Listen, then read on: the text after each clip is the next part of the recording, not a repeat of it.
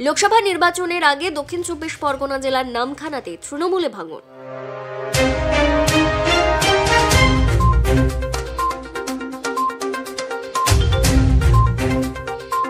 তাহলে কি পঞ্চায়েত নির্বাচনের টিকিট না পেয়েই দল প্রত্যাহারের সিদ্ধান্ত?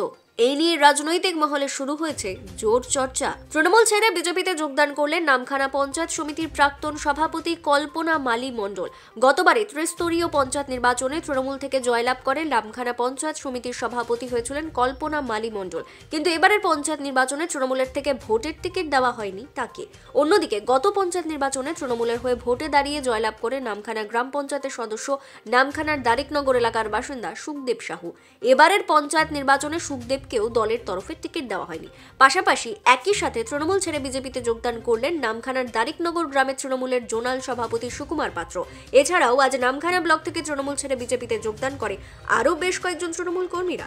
বিজেপির আদর্শ এবং নীতিকে ভালোবেসে চলে এসেছি, তবে 5 বছর গত নামখানা পঞ্চায়েত সমিতিতে আমি সভাপতি পদে ছিলাম টিএমসি দল থেকে। তো ওরা তো গোটাটাই দুর্নীতিগ্রস্ত এবং চোরের দল, পরিবারতন্ত্র দল, ঘুণ ধরা দল, ঘুষখোরের দল। ওই দল আমার পছন্দ না এবং 5 বছর আমি দাঁতে দাঁত চেপে শুধু সই করে গেছি, মতামত প্রকাশ করতে পারিনি। অতএব ওই দলটা চলে যাওয়াই উচিত। না, আমাকে দুর্নীতি করতে বলা হয়নি, কিন্তু কিছু কিছু কাজ আছে যেটাকে হয়তো আমি কিছু বলবো যে না এটা ঠিক নয়, কিন্তু ওটা চলবে না।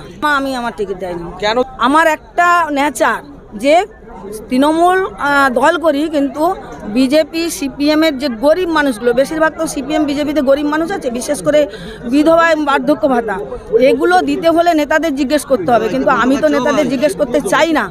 কারণ হচ্ছে আমি জানি ওই মানুষটা আমার পাড়ার পাশে ঘর এবং বিধবা গরিব মানুষ, তাকে যদি আমি দিই, আমাকে থ্রেনিং করা হয়েছিল যে কেন তুমি অমুক মহিলাকে দেবে, তার তো বিজেপির প্রার্থী তার ছেলে, অতএব তোমার এটা অন্যায় হয়েছে। দেখুন, চোর তৃণমূল কি বললো তাতে আমরা একদমই বিশ্বাসী নই। আমরা বিশ্বাসী যারা শুদ্ধিকরণ তৃণমূলে থেকে মনে করছে যে আমরা বিজেপিতে গিয়ে নিজের শুদ্ধিকরণ করব, তাদেরকে আমরা জয়েনিং করাবো। এবং যারা আসছে তারা কেউ চোর তৃণমূলের সঙ্গে সামঞ্জস্যপূর্ণ রাখতে পারছে না বলেই তারা বিজেপিতে আসছে।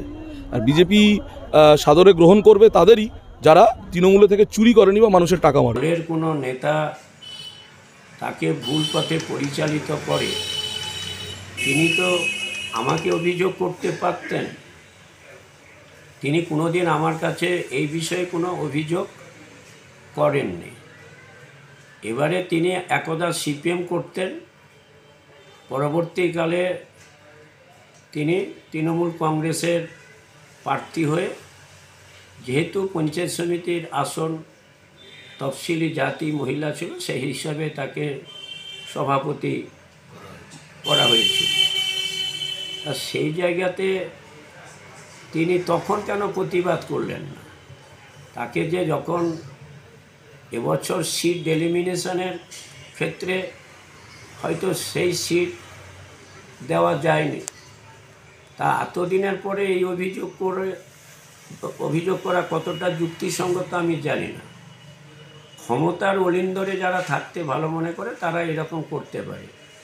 তারা সিপিএম থেকে তৃণমূল, তৃণমূল থেকে আবার ভারতীয় জনতা পার্টি, এবং বাকি যে দুজন, যে সুকুমার পাত্র এবং যেটা হচ্ছে গুরুপদ সাউ, এদের সম্পর্কে আমি বলতে পারবো না। তবে সুখদেব সাউ দারিকনগর গ্রাম পঞ্চায়েতের প্রাক্তন সদস্য ছিলেন, এটা আমি জানি।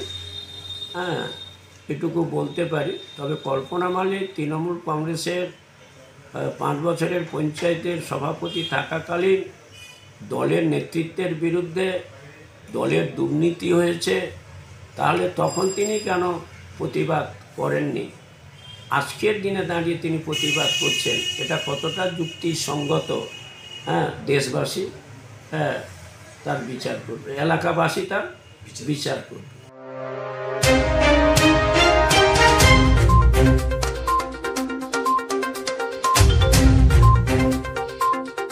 Bureau Report, Kagdeep.com।